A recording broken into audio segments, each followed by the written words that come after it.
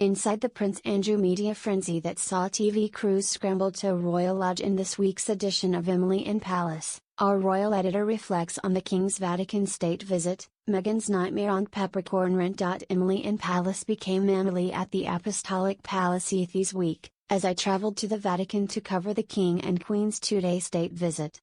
Home to the Pope, a treasure trove of art and architecture in the headquarters of the Roman Catholic Church, the Vatican really is an incredible place. I visited for the first time with my mum 8 years ago, and returned in April when I did some sightseeing ahead of Their Majesty's state visit to Italy.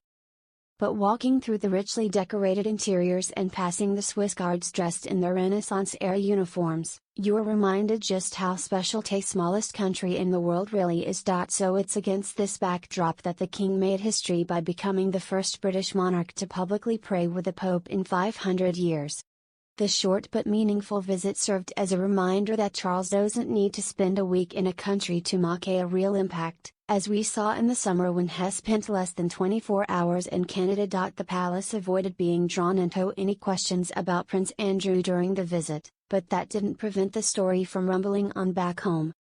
And on Thursday evening, just as we thought we could close out laptop lids having filed on the meaningful meeting with the Pope, rumors swirled that there was movement at Royal Lodge, Andrew's luxurious mansion on the Windsor estate. Film crews and cameras had rushed to Berkshire in anticipation of some big announcement. It created a rather uneasy atmosphere as we prepared to board our flights home, unable to follow whatever events might unfold while in the air. But as many of us fastened our seatbelts, the palace reassured us that there would be no statement or picture opportunity, dismissing the rumors as a media circus.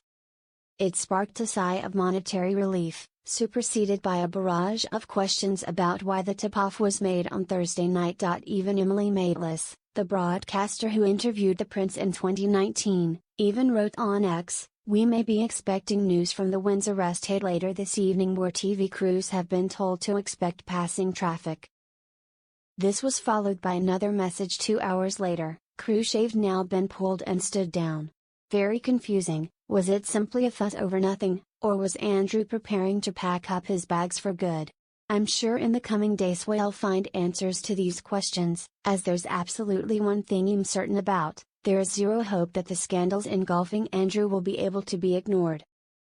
King's stamina at 76 and undergoing cancer treatment. I'm pretty sure that King has better stamina than me. Less than 12 hours after arriving home on Thursday night, Charles laid on a ceremonial welcome for Ukrainian President Volodymyr Zelensky at Windsor Castle. The quadrangle was filled with crisp autumnal sunshine for the event, which marked Zelensky's first British ceremonial welcome. The King appeared in fine form, chatting animatedly with a wartime leader before heading inside for a private audience. Whereas I was working from home, stifling yawns and fueled by endless cups of coffee after some very early starts this week in the name of royal reporting. Meghan's nightmare. It had been all quiet on the Montecito front, likely because Harry and Meghan are reveling in the chaos caused by Prince Andrew. But that changed on Thursday, when the Duchess joined her pal Courtney Adamo for a chat at a bookstore before teasing that something was coming next week, on Tuesday if you're interested.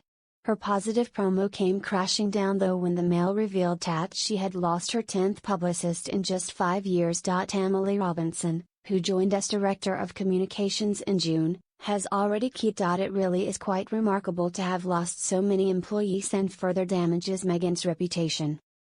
Peppercorn rent. Wouldn't it be nice if we could all just pay a peppercorn rent to live in our homes? The legal term requiring the leaseholder to pay a token amount, typically just £1, is stipulated on Prince Andrew's lease. Naturally, the revelation has caused uproar, as it doesn't seem quite right that a disgraced duke is living in a lavish 30-room mansion rent-free. MPs, campaigners and even the public are keen for a change, but unfortunately for the King, the decision has to come from Andrew, which seems unlikely.